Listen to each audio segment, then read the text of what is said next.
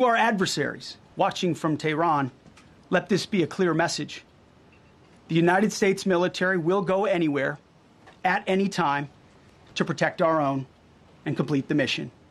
We execute with precision. We control the skies. You see, we flew for 7 hours in daylight over Iran to get the first pilot. And we flew 7 hours in the middle of the night to get the second. And Iran did nothing about it. We fight with honor, and under President Trump's leadership, we win. So God bless our troops, God bless President Trump, and God bless the United States of America. Thank you. Well, good afternoon, everyone. Thank you, Mr. President. Thank you, Mr. Secretary. A note before I start, I know many of you want specific details in these briefings. We will share what we can, but I will retain what I must in the event that we have to go do this again sometime. And I cannot stress the importance, as the President said, around operational security. The Secretary and I will do a more detailed briefing tomorrow morning, and we look forward to sharing the details that we can.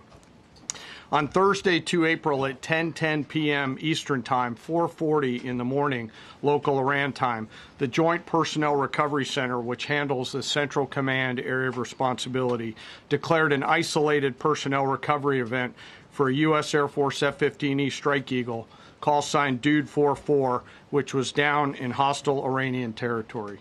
The pilot and weapons system officer had both safely ejected and were isolated behind enemy lines. Following confirmation of active rescue beacons and on the direction of the Secretary and by order of the President, a rescue operation was launched with the stated purpose of bringing both Americans home safely. As the Secretary said, several hours later on the morning after positively locating the front seater, call sign Dude 44 Alpha, and aware of an aggressive ongoing search by the enemy, a U.S. Central Command plan was approved by the Secretary and the President.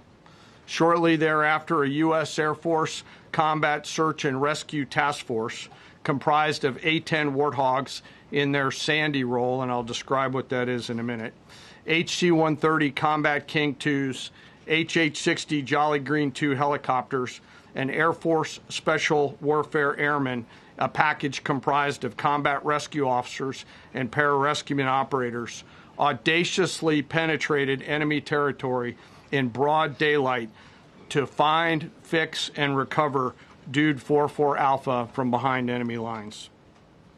This was an incredibly dangerous mission, an incredibly dangerous undertaking, but a filled promise made to every American warfighter that you will not be left behind.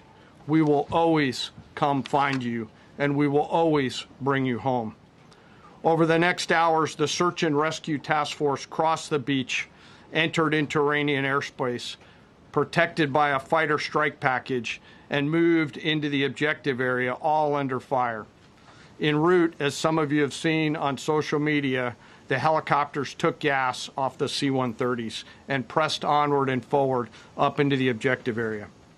While this was ongoing and out in front of them, the Sandy flight of A-10s and other remotely piloted aircraft, drones, and other tactical aircraft were violently suppressing and engaging the enemy in a close-in gunfight to keep them away from the front seater and allow the pickup force to get into the objective area.